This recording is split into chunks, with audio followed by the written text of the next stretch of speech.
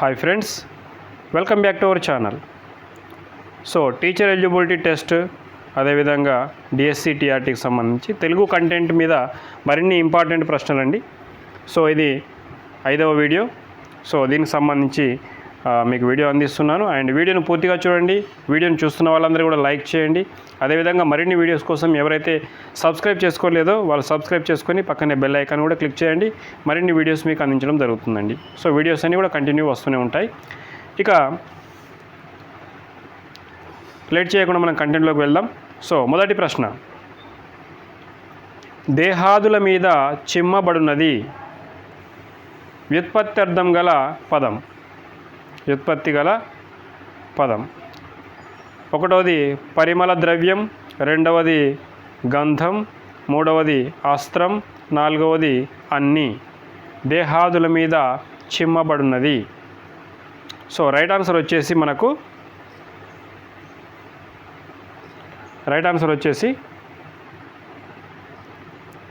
అస్త్రం.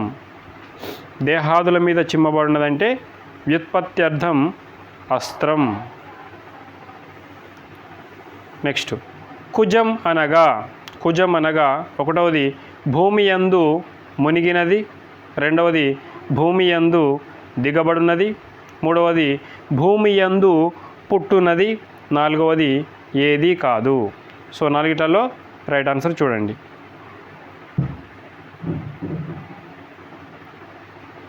కుజం అనగా right answer వచ్చేసి భూమి యందు పుట్టున్నది. సో రైట్ ఆన్సర్ భూమి యందు పుట్టున్నది. నెక్స్ట్, కృష్ణవర్ణం కలవాడు. Easy question. ఒకటవది యముడు, రెండవది శివుడు, మూడవది విష్ణువు, నాలుగవది కృష్ణుడు.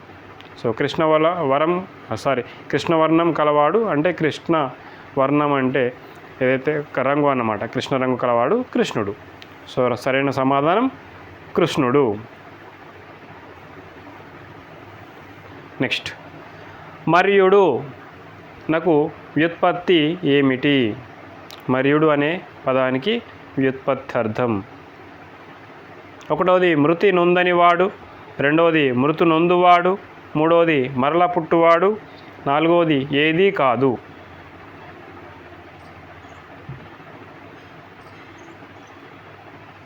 సో రైట్ ఆన్సర్ వచ్చేసి మర్యుడు అంటే మృతి నొందువాడు, మృతి చెందేవాడు అని అర్థం. నెక్స్ట్ క్వశ్చన్,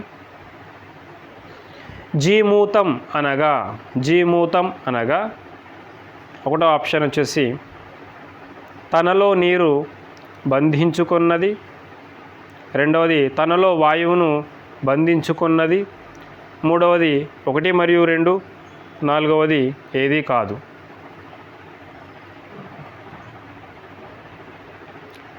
జీమూతం అనగా సరైన సమాధానం తనలో నీరు బంధించుకున్నది. సరైనటువంటి సమాధానం. నెక్స్ట్ క్వశ్చన్, ఒక పదం ఎలా పుట్టిందో తెలియజేసేది. ఒకటవది జాతీయం, రెండవది వ్యుత్పత్త్యర్థం, మూడవది పర్యాయ పదం, నాలుగవది నానార్థాలు. ఒక పదం ఎలా పుట్టిందో తెలియజేసేది ఏమిటి? సో సరైనటువంటి సమాధానం వ్యుత్పత్త్యర్థం. Next question, ధాతకు వ్యుత్పత్త్యర్థం. ఒకటవది సమస్తమును దర్శించువాడు, రెండవది సమస్తమును నశింపజేయువాడు, మూడవది సమస్తమును ధరించినవాడు, నాలుగవది ఏదీ కాదు. సో ధాతకు వ్యుత్పత్త్యర్థం ఏమిటి? 4 ఆప్షన్లలో రైట్ ఆప్షన్ గుర్తించండి. ధాత అంటే సమస్తమును ధరించినవాడు అని అర్థం. Next question, భూసురులు వ్యుత్పత్త్యర్థం. ఒకటవది భూమి యందు రాక్షసుల వలె ఉండువారు, రెండవది భూమి యందు దేవతల వలె ఉండువారు, మూడవది భూమి యందు సురాపానం చేయువారు, నాలుగవది పైవన్నీ.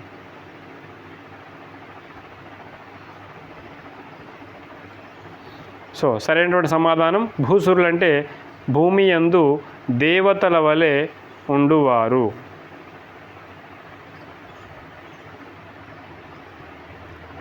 Next question. అనిమిషులు, అనిమిషులు వ్యుత్పత్తి. రెప్పపాటు వేయువారు, రెండవది కప్పదాటు వేయువారు, మూడవది రెప్పపాటు లేనివారు, నాలుగవది నిమిషమైనా కూర్చోని వారు.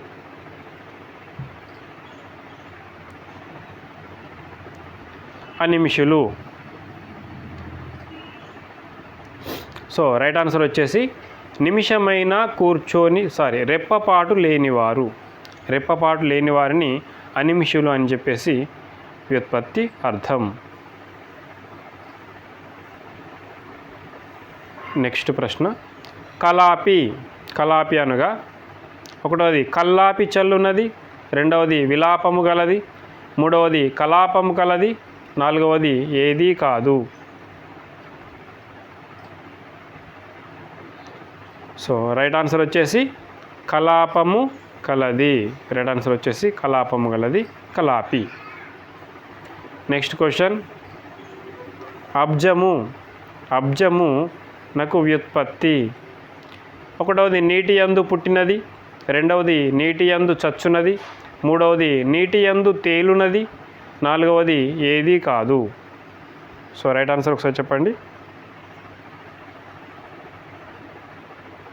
అబ్జము అంటే సరైన సమాధానం నీటి యందు పుట్టున్నది. నీటి యందు పుట్టున్నది. నెక్స్ట్. నీడజము. నీడజము అనగా పక్షి అని అర్థము. దీనికి వ్యుత్పత్తి ఏమిటి? ఒకటవది కొండలయందు జన్మించినది, రెండవది నీడను ఇచ్చున్నది, మూడవది గూటి యందు పుట్టున్నది, నాలుగవది ఏదీ కాదు. సో నీడజము అంటే వ్యుత్పత్తి. సరైనటువంటి సమాధానం గూటి యందు పుట్టున్నది. సో మూడవది గూటి యందు పుట్టున్నది సరైనటువంటి సమాధానం. నెక్స్ట్. తామర తీగకు చుట్టము వంటి వాడను. తామర తీగకు చుట్టము వంటి వాడను వ్యుత్పత్త్యర్థమును ధ్వనించు పదమేది? ఒకటవది పంకజనాథుడు, రెండవది నళినీ బాంధవుడు, మూడవది ఇందీరవుడు, నాలుగవది వాయుసారథి. సో సరైనటువంటి సమాధానాన్ని గుర్తించండి. సరైనటువంటి సమాధానం నళినీ బాంధవుడు. నళినీ బాంధవుడు. Next question. పున్నామ నరకం నుండి రక్షించువాడు ఎవరు? పున్నామ నరకం నుండి రక్షించువాడు ఎవరు?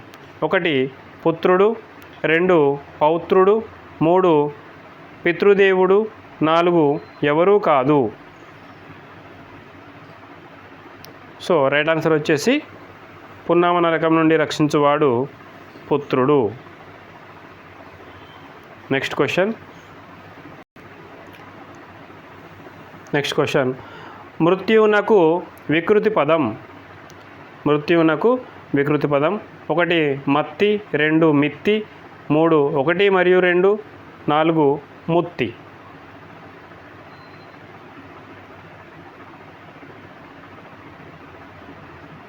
సో సరైనటువంటి వికృతి పదం మిత్తి. మృత్యువునకు సరైనటువంటి వికృతి పదం మిత్తి. నెక్స్ట్. పద్యం అను ప్రకృతి పదం. పద్యంనకు ప్రకృతి పదం. పద్యం అనేదానికి ప్రకృతి పదం ఏంటిది అంటే ఇది వికృతి పదం అన్నట్టు పద్యం అనేది. ఒకటవది పద్యం, రెండవది పద్దం, మూడవది పద్యం, నాలుగవది ఏదీ కాదు. సో పద్యంనకు వికృతి పదం ప్రకృతి పదం పద్యం. పద్యంకు ప్రకృతి పదం పద్యం. నెక్స్ట్ పంక్తి అను ప్రకృతి పదమునకు వికృతి ఏమిటి? పంక్తి అను ప్రకృతి పదమునకు వికృతి ఏమిటి? 1 పంక్తి, 2 బంతి, 3 పొంతి, 4 ఏది కాదు.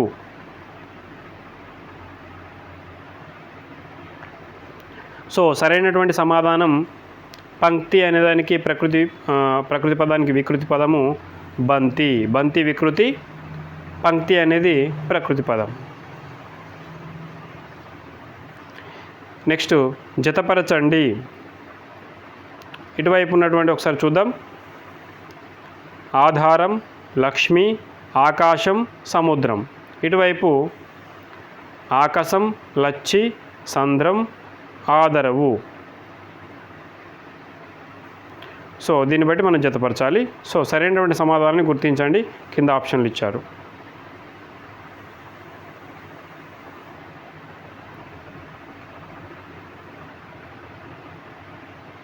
సో సరైనటువంటి సమాధానం 1వది. సో ఒకసారి జతపరచుదాం.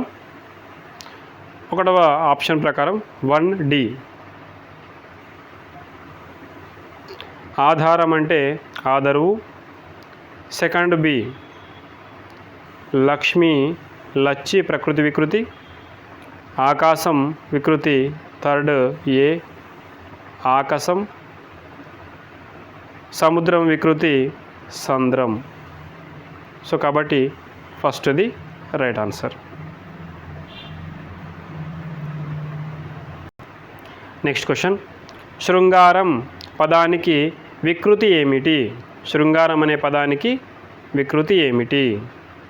మొదటిది శంగరం, 2వది సింగారం, 3వది శంగారం, 4వది అన్ని. సో సరైనటువంటి సమాధానం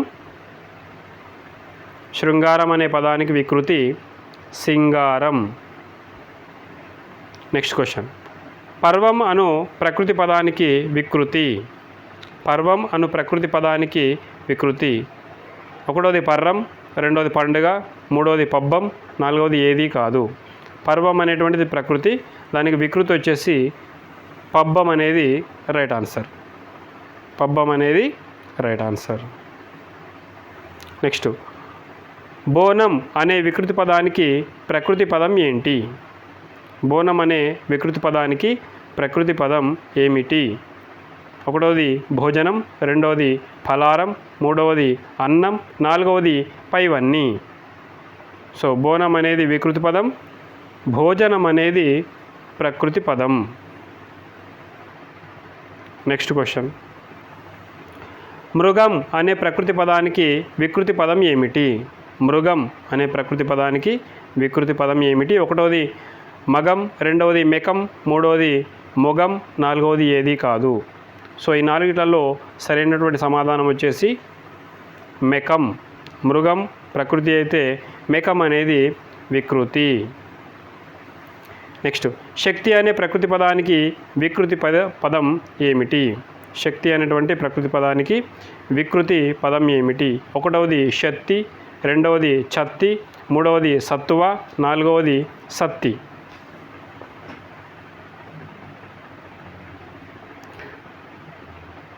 సో దీంట్లో సరైనటువంటి సమాధానం వచ్చేసి సత్తి అనేది సరైనటువంటి సమాధానం. నెక్స్ట్. ఆహారం ప్రకృతి అయితే దీనికి వికృతి ఏమిటి? 1వది ఓగారం, 2వది ఆహారం, 3వది ఓగిరం, 4వది పైవన్నీ.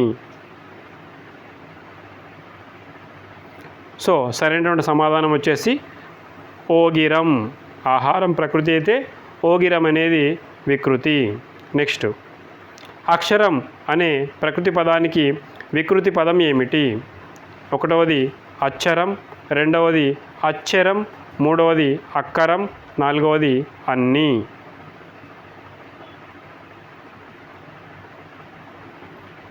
సో సరైన సమాధానం వచ్చేసి అక్కరం.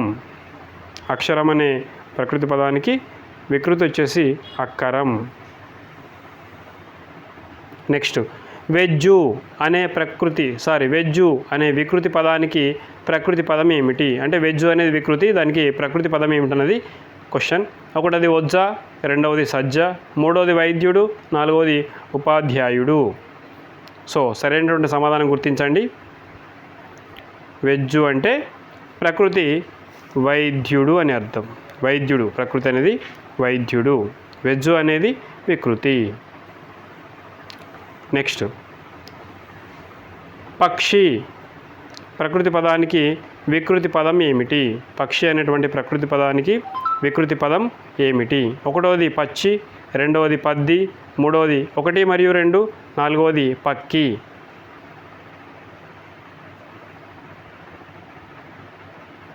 సో సరైనటువంటి సమాధానం పక్కి. Next question. క్రింది వాణిని జతపరచండి. ఇటువైపు చూద్దాం ఒకసారి. యాత్ర, కార్యం, ఆజ్ఞ, ధర్మం. ఇటువైపు ఉన్నవి ఆన, దమ్మం, జాతర, కర్జం. సో జతపరచండి. కింద ఆప్షన్లు కూడా ఇచ్చారు.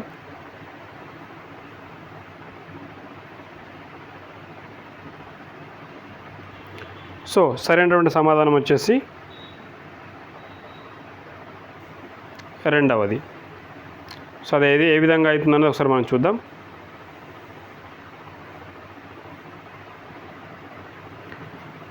యాత్ర వికృతి జాతర, కార్యం వికృతి కర్జం, ఆజ్ఞ వికృతి ఆన, ధర్మం వికృతి దమ్మం. సో ఈ విధంగా చూసినట్లయితే మనకు రెండవది సరైనటువంటి సమాధానము. సో ఇవి అండి ఈ వీడియోలో ఇచ్చినటువంటి ముఖ్యమైనటువంటి ఇంపార్టెంట్ బిట్స్. నెక్స్ట్ మరొక వీడియోలో మరిన్ని ముఖ్యమైనటువంటి ప్రశ్నలతో మేము ముందుకు వస్తాను. సో మరొక వీడియో కోసం మళ్ళీ కలుసుకుందాం. Until then thank you for watching. మరిన్ని వీడియోస్ కోసం మన ఛానల్ ఫాలో అవుతుండండి. నెక్స్ట్ వీడియోలో మళ్ళీ కలుసుకుందాం. Thank you.